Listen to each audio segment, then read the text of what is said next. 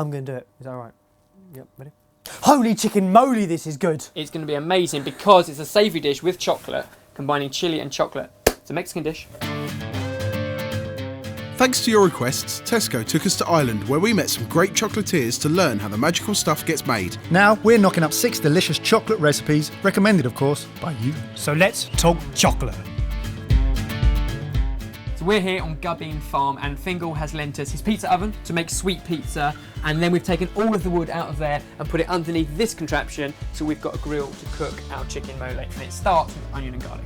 As I do onion and garlic and dice those, you're going to take all of these spices, and we've got a whole selection here from peppercorns, coriander seeds, oregano, cloves, star anise, cinnamon, pumpkin seeds and peanuts, plus sesame seeds. Sounds like a lot.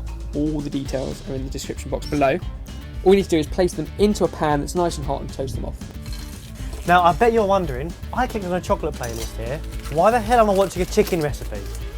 Well, I thought the same thing, but apparently chicken mole is quite a big deal. It is, and we were asked for it time and time again, a savoury dish with chocolate and combining chilli and chocolate. And everywhere we've been in Ireland, every artisan chocolatier we've spoken to has said they're working with combinations of chilli and chocolate, and it's been around for hundreds of years, literally probably thousands. Yeah. As Texas used to do it. Leah were looking to do loads of things with chili chocolate, weren't they? Experimenting with flavours, as was Benoit. Any other great ideas with chili and chocolate, then please let us know. We want to give them a go. Now, do you want to lower our contraption over our coals, Hey, get it as close as check possible? check this out, look.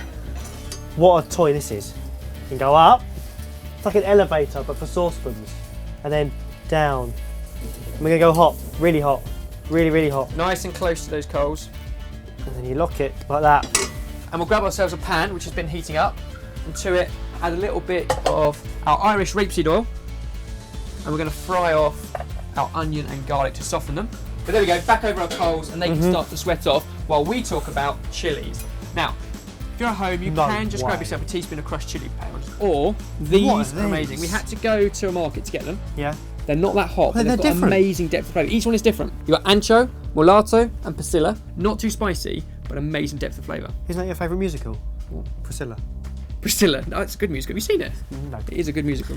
However, what we need from these is the flesh to go in with our onions. Hold your hand out. Huge pockets of amazing chilli seeds. Oh, wow. And we only need a teaspoon now, but save all the rest because these are so good. That's the heat. This is the flavour. How spicy are we talking with this? You only want me to find out. I knew that was coming, but try it. There are much hotter chilies out there. These are flavour. That's not just heat. That's not heat at all. That's almost quite smoky. So, some of them have tobacco flavour, some more like licorice, fruity. And if you can't get hold of these, you can just use crushed chilies and do something very similar. But this really does make a difference if you can. Next up, our spices. These have dry toasted. I'm going to take out the cinnamon stick, and I'm going to take out the star anise. Everything else goes into here, along with a teaspoon of your chilli, and literally just a teaspoon, and then I need you to pound. So if you can just basically grind all those up, you can do it in a spice grinder, but by hand, so much better. While you're doing that, I'm going to chop up a couple of tomatoes. We'll get everything ready to go into our pan. This bit sounds weird, but just from the smell alone, I can kind of tell this is going to work with chocolate. Why? Explain why, because they can't smell it. There's a familiar smell. It almost smells quite sweet. Roasted British. peanuts, you've got cinnamon, you've got cloves, which goes into things like mulled wine. That works. So all of those work. Sesame seeds as well, kind of sweetness when you roast them. But then the spice brings it back down. It's intense. All of this goes into our onions. Now look at this. Now you've got gorgeously kind of sweated off onion and garlic. Chuck And in. everything goes in. All of our spice. And this is what I love about this dish. All of the tomatoes.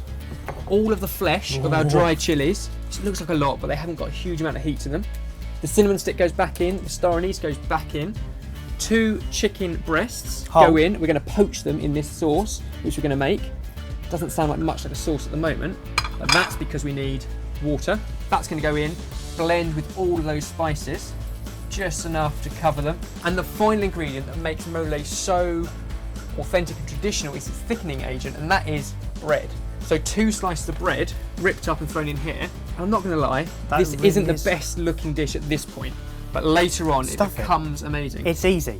Look, not even trying, not even looking. Pinch of salt. I like these recipes. And the whole thing back onto our coal. You missed that one. The whole thing back onto our coals, bring it up to simmer and let it bubble for about 15-20 minutes until the chicken's just cooked, and then we can move on to the next step. Sweet. Now look at that.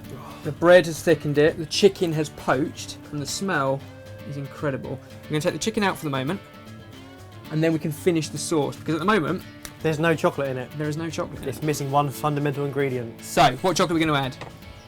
It's got Something very strong. super rich. Is it like 100% chocolate? That one is, which is very difficult to get. I mean, you can use a 90% chocolate, would be amazing, but basically nothing with added milk and sugar too much. You want it to be really bitter. Please be a ticket, please be a ticket, please be. Oh, and there's never a ticket in it. This is the one we got from Benoit's shop. We literally need 25 grams, so a quarter of the bar.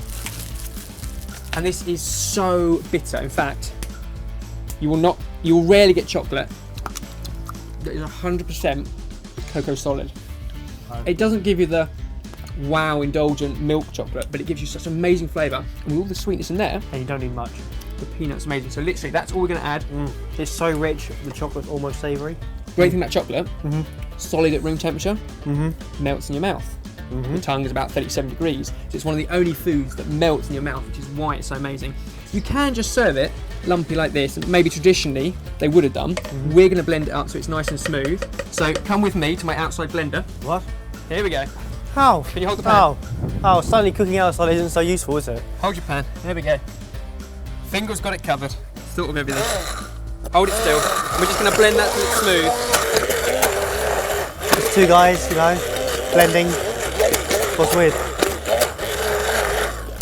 And that's it. All we need to do now is pull our chicken. So this is poached. We now need to just strip it up into gorgeous pieces. Traditionally, I think they use turkey for mole because you're poaching it. It's so succulent. And I'm guessing you could use beef. Is anything in this? Yeah, whatever you like. The sauce is the key.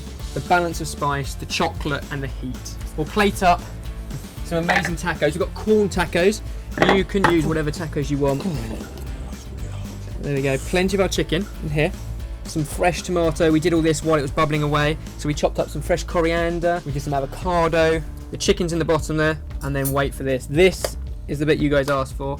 A chicken mole sauce. Chocolate, On top of some chicken. chili, savoury. I thought the Mexicans were a bit weird when I heard about this, but we tried I'm glad it. you finished that sentence. But when we tried it, we realised it was amazing. This is our chicken chocolate mole sorted. One thing with corn tacos, not easy to eat. I'm literally so messy. going to snap this in half and you go for it. That is filth. I just want you to taste the flavours. It's got a heat to it, but it's just so good. Good I kick. can taste the chocolate in there. And it also gives it a smooth, like a rich creaminess, as well as that. Oh, great idea. Thank you so much for this one. Oh, and just the right amount of spice. I say that, starting to get hotter. It is getting warm. Actually, a squeeze of lime juice and a little bit of sour cream, if you like, will cut through that. Entirely up to you. Give that to people to help themselves too. It's a good platter, it's good for sharing, it's messy food, delicious.